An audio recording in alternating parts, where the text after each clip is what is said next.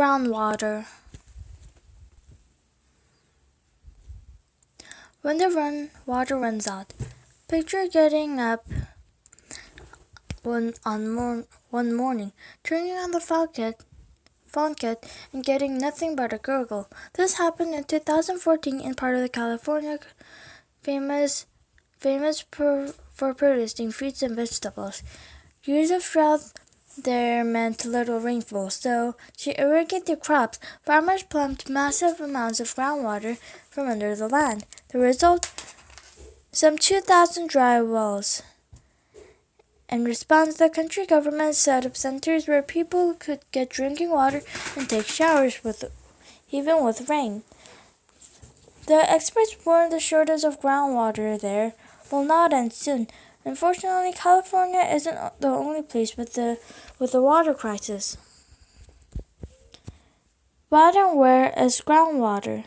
Many of us glance at the globe and are fooled into thinking the planet holds plenty of water for all our needs. However, 97% of Earth's water is in our oceans, and its saltwater content makes it undrinkable unless for watering crops. Fresh water keeps us alive and quenching our thirst are allowed us to grow food. Less than 3% of Earth's water is fresh water. Of the small percentage, polar ice caps and glaciers lock up almost 70%.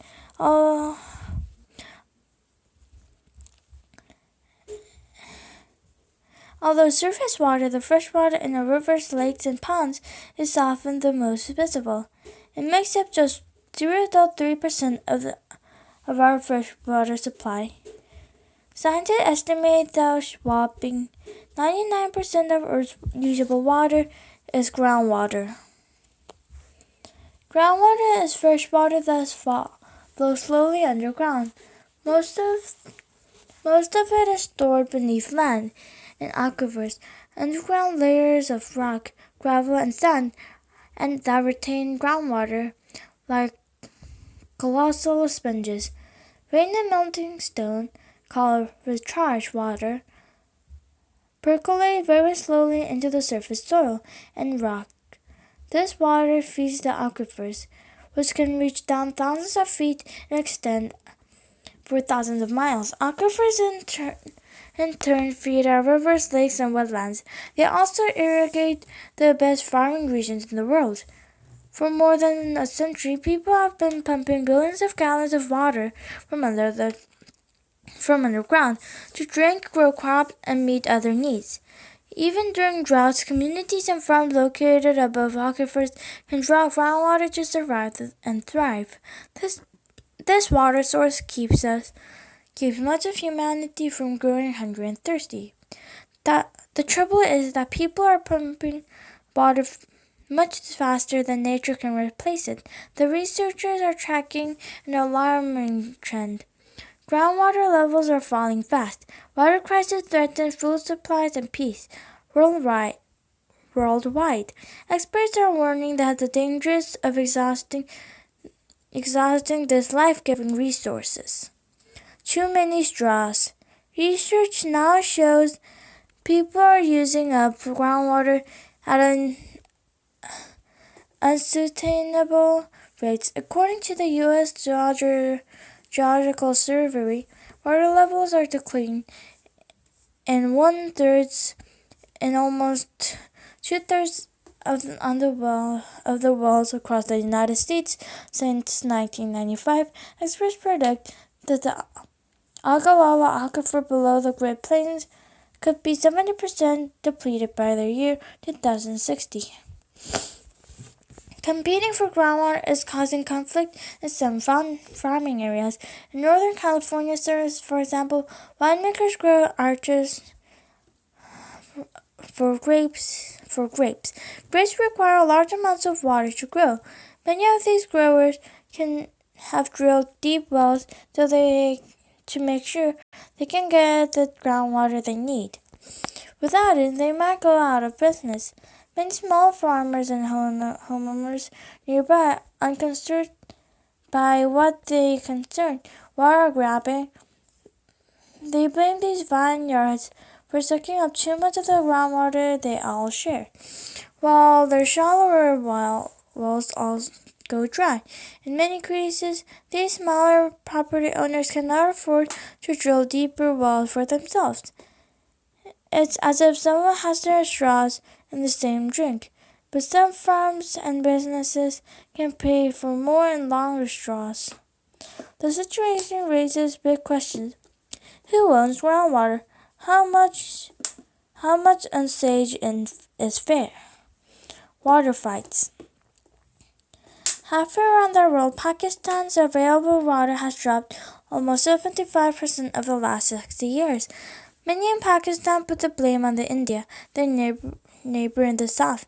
They accuse India for building dams and blocking river water that would normally flow to them.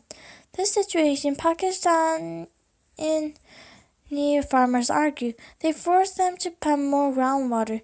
Indian officials say Pakistan itself is to blame. Due to poor management of the water it has today, both countries, long-time rivals that have fought for wars in the past, face water shortages and increasing competition for fresh water. The United States nations predict such water crisis will only grow worse. United Nations officials estimate that if nothing changes, the world would fall 40% short for its water needs by the year 2030. Nearly 2 billion people worldwide can face severe water shortages, leading to food shortages and famine. Such water crisis can contribute to conflict and war. Experts warn. In some places, lack of water has already forced large numbers of people to leave their homes and lands. In Syria, for example, drought drove rural people into cities. Evidence suggests that this movement, in turn, helped start the Civil War in 2011, in which many Syrians have died. In many places, groundwater is that important. The difference between green farms or dusty fields, a matter of life or death. Developing safe, reliable water supplies for many people are possible needs to be an international priority. Voluntary actions of water crisis leads to clashes, violence, and great suffering that threatens to spread as people continue to fight for water resources. Staying out of trouble. There's an old saying, it is easier to stay out of the trouble than get out of the trouble. This is true about the world's supply of the groundwater. Dealing with this crisis now will be much easier than dealing with it after the aquifers are depleted. Maintaining our groundwater supply requires us to plan ahead. However, while carefully managing how we use water today, many experts predict the challenges will only become more difficult. One growing threat to the world's groundwater supply is climate change. Almost all scientists who study the Earth now agree that its average temperature is rising, with the 10 hottest years on record are all hitting since the year 2000. Climate change may also mean large-scale changes in weather patterns. For example, climatologists predict regions that rely on regular rainy seasons may see those seasons shift to the amount of precipitation and delivered change. Major disruptions in water availability will likely result. Another huge challenge is population growth. Currently, more than 7 billion people live on our planet. The figure is expected to reach 11 billion by the year 2100. All of these people will need water to drink and grow food. We must manage our groundwater now, and we can. Farming smarter. Conservation for water is the best hope for restoring sustainable water supplies. This means developing and practicing ways to reduce water usage and keep more groundwater in the ground. Improving our farming practices is by far the most important action we can take to conserve groundwater. Or according to the U.S. Geological Survey, about 65% of the fresh groundwater Americans pump up to the surface is used to irrigate crops. Studies indicate many forms of irrigation are wasteful. They spray and sprinkle water on the surface, and much of it is lost to evaporation. Most farmers now accept that they cannot keep pumping so much groundwater. They're adopting new ideas and technologies to make sure even every drop counts. For example, some farmers now use dosimeters. These sensors monitor moisture in the soil, so and turn the irrigation on and off automatically, wasting less water. Many fruit and nut orchards are also changing with practices that now bury irrigation pipes to deliver water closer to the tree roots, reducing water waste. Planting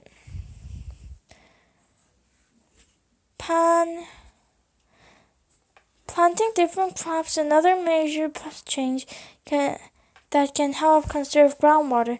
In states such as Kansas and Iowa, some farms are switching from corn to wheat and sorghum. Corn requires a lot of water than the other two, but corn crops earn more money, so other farmers remain reluctant to change. Still, if farms do not conserve water voluntarily, exhausted aquifers will eventually force them to.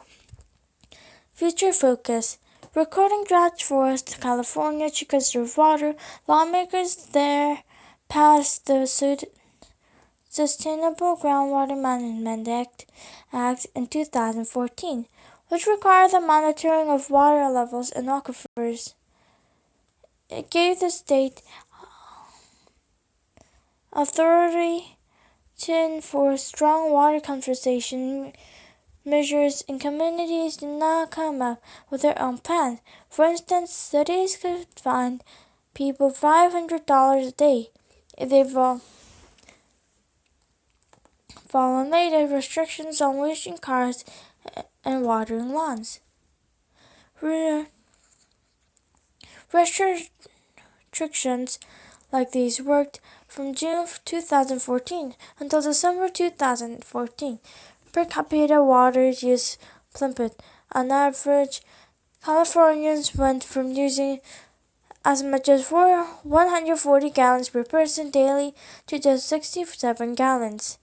Nationwide, 57% of African households rely on the groundwater. In rural areas, that figure is more than 90%. Fortunately, small changes in plumbing and water use habits can save hundreds of gallons in the average of American home each week. By installing low flush toilets and having shorter showers, they can contribute to water ground conservation. Another small effort that can save gallons is running on full loads in washing machines and dishwashers. In addition, property owners can save large volumes of water by replacing thirsty grass lawns with landscaping that needs less watering. The motto in California for letting lawns die in pretty catchy: brown is the new green. There's no quick, easy fix for preserving groundwater. People need to drink.